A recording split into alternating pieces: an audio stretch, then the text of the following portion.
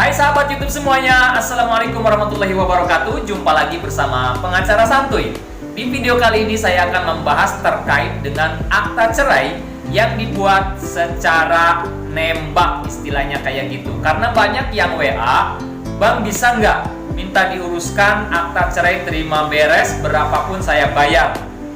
Ada nggak sih pembuatan akta cerai dengan cara nembak? Seperti apa teknisnya dan apa resiko hukumnya? Ini penting perlu untuk kita ketahui karena di masyarakat masih sering terjadi pembuatan akta cerai istilahnya nembak kayak gitu ya. Simak sampai dengan selesai. Yang baru nemuin channel pengacara santuy, yuk subscribe dulu.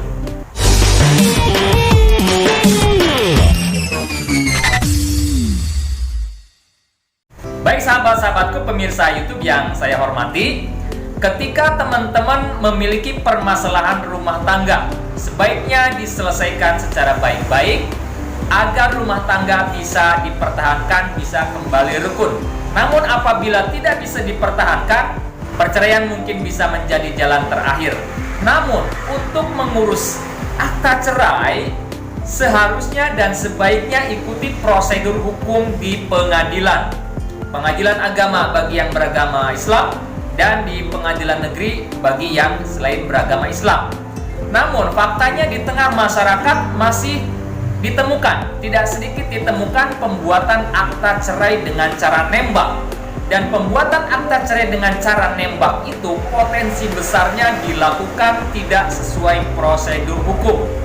Bahkan tidak jarang saya menemukan akta cerai yang diduga kuat itu adalah palsu atau juga dipalsukan.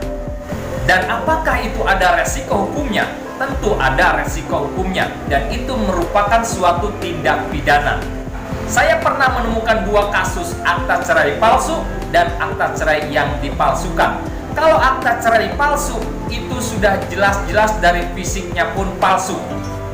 Ya, kalau misalkan akta cerai yang dipalsukan, fisiknya memang produk dari pengadilan agama ataupun pengadilan negeri, tetapi setelah dilakukan validasi ternyata datanya milik data orang lain. Itu adalah akta cerai yang dipalsukan. Nah, lalu bagaimana resiko hukumnya?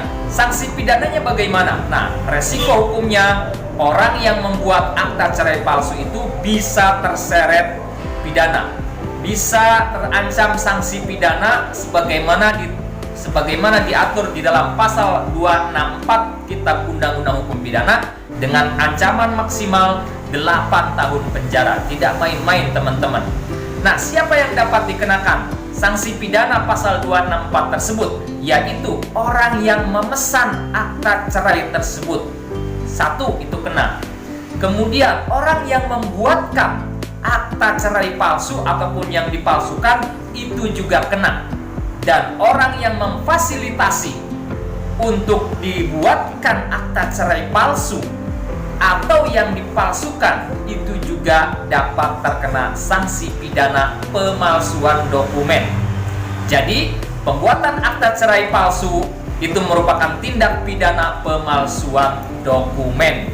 Sanksi pidananya adalah 8 tahun penjara. Oleh karena itu, saya menghimbau bagi masyarakat yang memang hendak mengurus akta cerai, mengajukan perceraian, maka lakukan sesuai prosedur hukum. Ikuti proses-proses dan tahapan persidangan di pengadilan.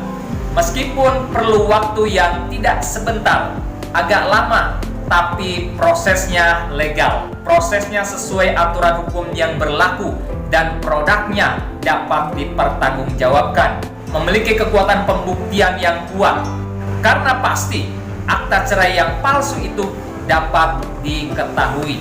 Ketika misalkan digunakan untuk menikah lagi, tentu pihak KUA akan menginput data akta cerai tersebut dan akan ketahuan secara online bahwa akta cerai tersebut adalah palsu atau dipalsukan. Jadi saya pertegas kembali bagi pemirsa yang ingin mengurus akta cerai secara nembak, saya tegaskan kembali, saya tidak bisa memfasilitasi itu.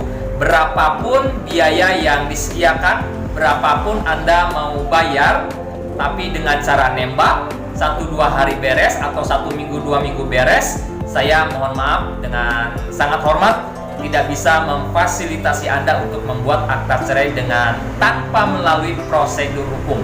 Saya dan tim adalah pengacara, jadi kami mengikuti prosedur hukum yang ditentukan oleh pengadilan. Kalau misalkan mau bersabar, mau menempuh proses, dikuasakan kepada kami jalankan. Tapi prosesnya sesuai dengan prosedur hukum melalui persidangan dan tahapan-tahapan yang ditentukan oleh hukum acara perdata di pengadilan agama. Itu yang dapat saya sampaikan. Mudah-mudahan bisa menambah wawasan bagi kita semua. Mudah-mudahan juga bisa berguna dan bermanfaat bagi masyarakat. Bagi yang udah subscribe, saya doakan semoga rezeki teman-teman melimpah berkah, sukses, bahagia dunia dan akhirat. Amin ya rabbal alamin. Sampai jumpa di video-video selanjutnya. Assalamualaikum warahmatullahi wabarakatuh.